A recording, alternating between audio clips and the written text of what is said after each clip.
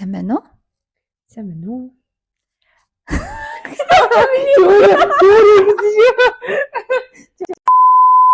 Герман дээрээ тэгэхээр удаж байгаа вэ? Одоо энэ дээрээ бараг 4 дахь жилд орчихно. Анх юугаар иржээ? Тэгээд өдийн өсөл юу хийсэн бэ? За анх болохоор эхний жилдээ апер соёлын солилцооны хөтөлбөрөөр иржсэн. Тэгээд тэр айлдаа болохоор 11 сар байгаад хамт амьдраад тэгээд хүүхдүүд хараад байж агаад тийм Герман хэл сурч агаад тэрнийхээ дараа болохоор 2 дахь жилээсээ FSJ буюу Freiwillig Soziales Jahr хийсэн. Тэгээд тэр нь болохоор хөгжлийн бэрхшээлтэй хүүхдүүдийн сургууль тасан.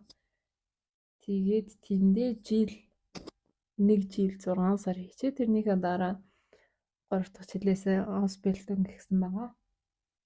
Ямар Ausbildung хийж байгаа вэ? Одоо би болохоор эрдэнэ Ausbildung болохоор цэцэрлэгийн багшаар сурч байгаа гэсэн үг. Одоо хэд их жилдээ явж байгаа вэ? Би одоо 2 дахь жилээ дуусгаж байгаа. Энэ 9 сараас 26 оны 9 сараас 3 дахь жилдээ орно. Ausbildung-ийн хөтөлбөр цэцэрлэгийн багш гэхээр яаж явдаг вэ? Хичээлдээ хийзээ яваад ажилдаа хийзээ явдаг вэ? Энэ нь болохоор Ausbildung-аас шалтгаалаад бас андаа байдаг. Classic PIA гэж хэдэм би болохоор PIA-д нэвж байгаа.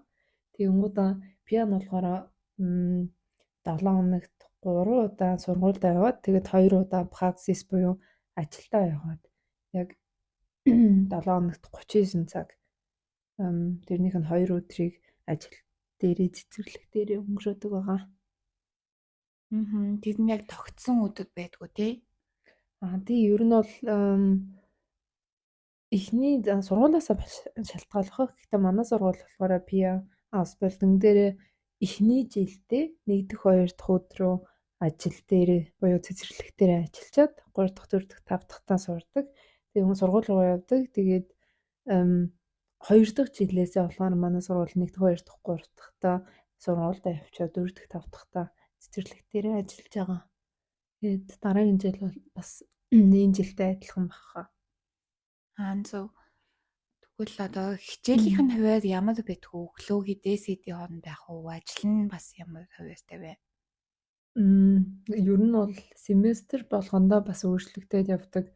Ер нь бол жилдээ 2 семестртэй. Ер нь бол янз та жишээ нь одоо энэ семестрт болохоор манайх 1 дэх өдөр ихэнх өдрүүдэд бол ер нь сургууль 8-аас орно.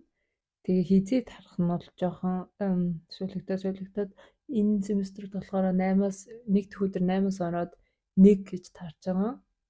Тэгээ 2 дахь өдөр болохоор 8-аас ороод 3:30 гэж тараад 3 дахь өдөр болохоор 8-аас ороод 4:30 гэж таардаг. Ер нь бол 8-аас ороод 4:30 гэж тарж байвал ер нь бол бүтэн цагаараа сургууль дээр гэсэн үг. Ер нь бол ийм байх ёстой. Тэгээ манай сургууль яг хичээлийнхээ цаг нь гүйцэтгэж явж байгаа болохоор тэгээд эртараа явж байгаа. Ажил нь? Ажил бол байнгын ижил цагтай 8-аас цэцэрлэг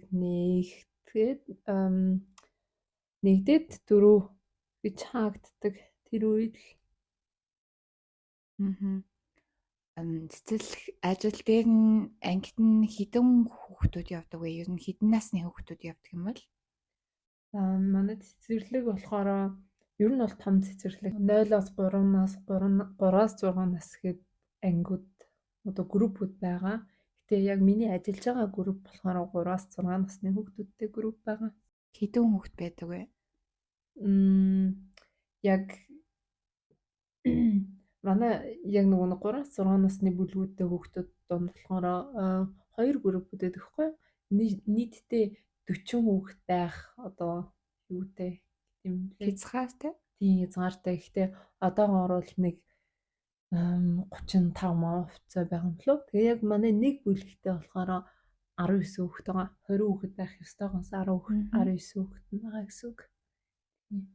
Тэгээд 19-с 20 хүүхдэд ер нь хэдэн багш ногддог вэ? Хэдэн багш хамт ажилладаг вэ?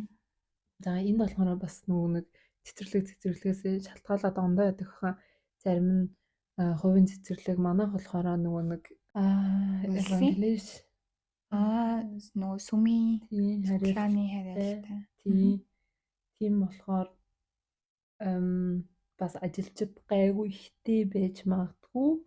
Тэгээд манай бүлэг болохоор за иж тоолоод үзвэл 5 багштай юм шиг байна. 5 багштай гэхдээ тэр 5 багш нь бүгдээрээ өдөр болгон зэрэг байхгүй. Жишээ нь нэг дэх өдөр ирэхгүй. Бүгдээрээ хуваар ажилтдаг. Нэг нь 70% ажиллаад, нэг нь 50% ажиллаад, нэг нь 100% ажилладаг болохоор яг бүх өдөр бүгдээрээ байна гэж бас байдаггүй. Гэхдээ ер нь бол өдөр болгон одоо 3 багш юм уу 2 багш нэг групп дотоод нь байх ёстой гэж үздэг.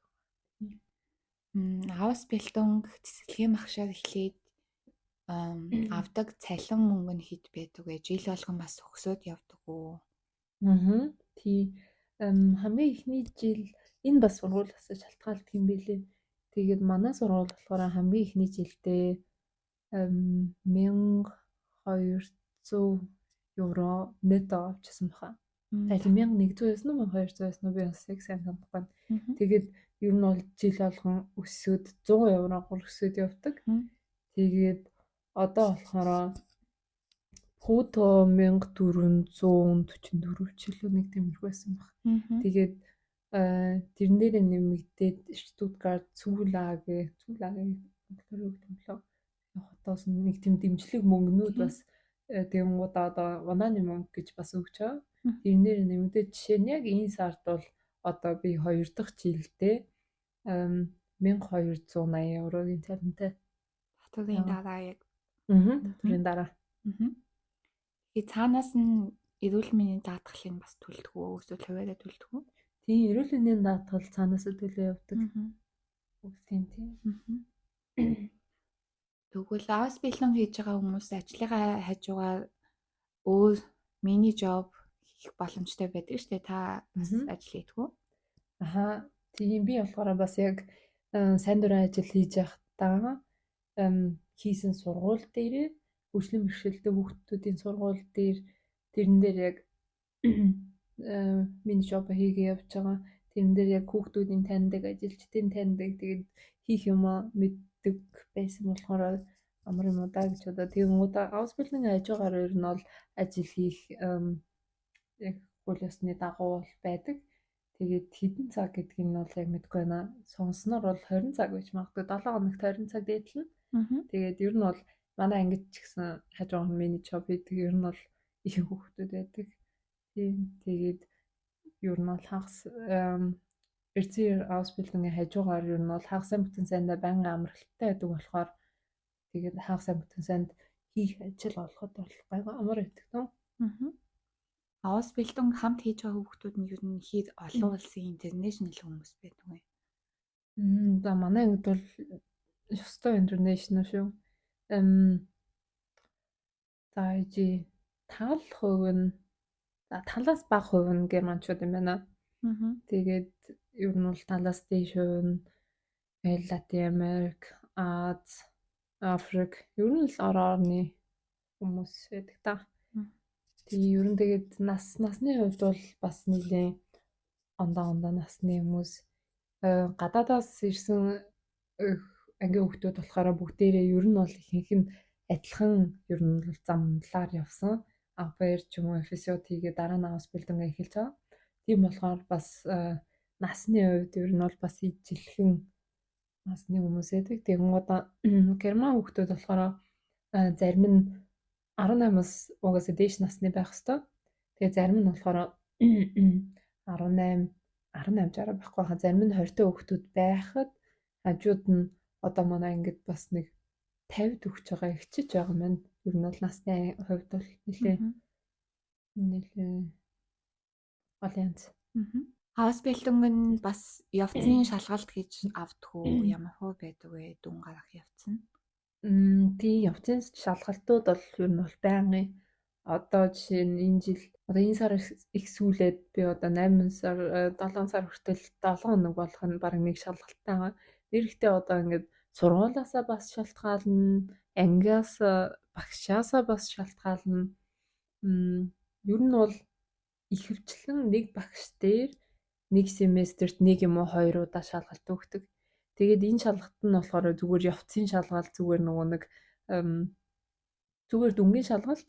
Тэгээ онгуудаа яг нөгөө нэг 3 дахь жилдээ яг том шалгалт нь орж ирсэн. 3 дахь жилдээ нэг 3 үндсэн хичээлээрээ нэг шалгалт өгдөг. Тэгээд тэр шалгалтаа давбал тэгээд Ausbildung-ийнхаа эрхийг аваад тэгээд цэцэрлэгийн багшийнхаа эрхийг авна гэсэн. Ausbildung хийж захтаа тэгээд 3 жилээр бол виза авчна гэсэн үг шүү, тийм. Яг Ausbildung-аа дуусах хүртлээ. За. Өөрөө бас VG гэдэг хүмүүстэй хамт амьддаг хөө ер нь мөнгө нь хэр хангалттай байдаг вэ? Тийм би VG-нд амьдардаг байгаа. Тэгээд бас хүмүүнээс л шалтгаалах. Надад бол яг Ausbildung хийж байхад бол яг мөнгөө хэмнээд хараагаагүй VG-нд амьдраад бас жоохон мөнгөө цуглуулад ч юм уу эсвэл аялал зориулаад амьдрахад надад бол өөрийнх маань амьдрал таатай байдаг. Тэгээ одоо ер нь бол манай найзууд бас өөрсдөө ганцаараа амьдрахыг хүсээд эсвэл зүгээр өөрсдөө арай илүү мөнгө төлөд ганцаараа амьдарч байгаа ч гэсэн хүмүүс байгаа хаа. Тэрэн дараа илүү мөнгө зарлагдаад тэгээд жоохон илүү дутуу юмныхаа мөнгнөөс хасаад ер нь бол ихтэй амьдарч болох үйс. VG өрөөндөө сартаа хэдий төлдөг вэ? Миний өрөө болохоор нэлээд хүүхэн том өрөө 22 м квадрат тэгмүүдаа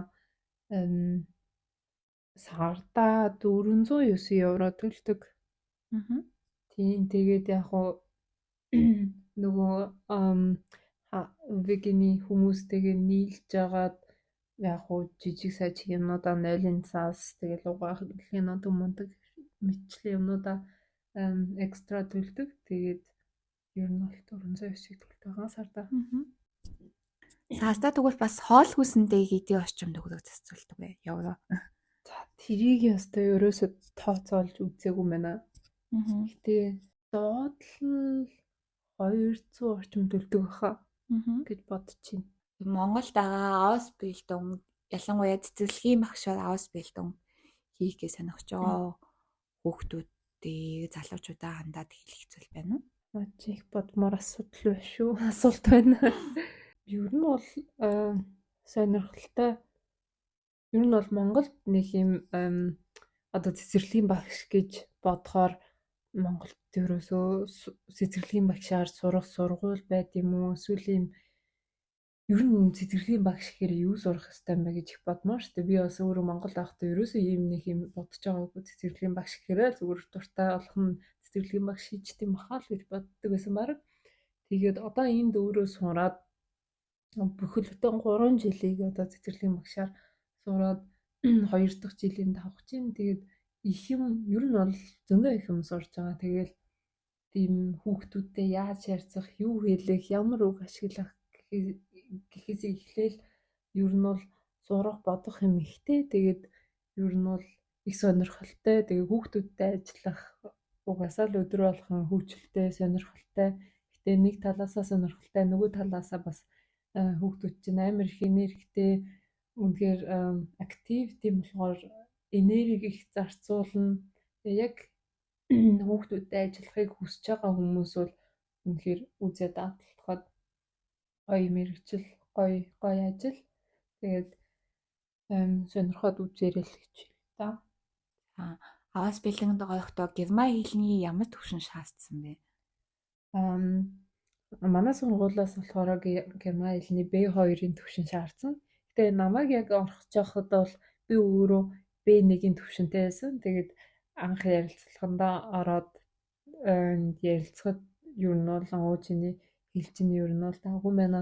Сургуультай орчоод тэгэнгүүтээ B2-ын шалгалтаа өгөөрэй гэж хэлсэн. Надад бол хэлсэн. Би тэгээд нөгөө нэг ер нь бол явцдаа хичээлээ ойлгоод угаасаа хинж дахиж B2-ын шалгалтаа өгснө үү гэж надаас асуугаагүй.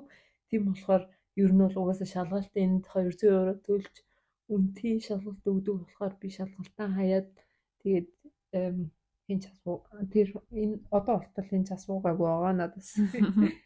Энэ асуухчгүй байх тий. Гэхдээ ер нь бол бээнийхтэй байхад зөвхөн тийм багшаа Ausbildung олдно л гэсэн үг. Тийм, ер нь тэгээ түнтэй ярилцаад ойлголцож байхад бол бас болох юм тий. За баярлалаа ярилцлага өгсөн. Цаашдынхаа Ausbildung-д амжилт хүсье. Баярлалаа. Чамд ч гэсэн цаашдах нь подкаст амжилт хүсье. Subscribe. Баярлалаа. Одоо зүгээр ярий. Манай subscribe хийгээ тань. Яа.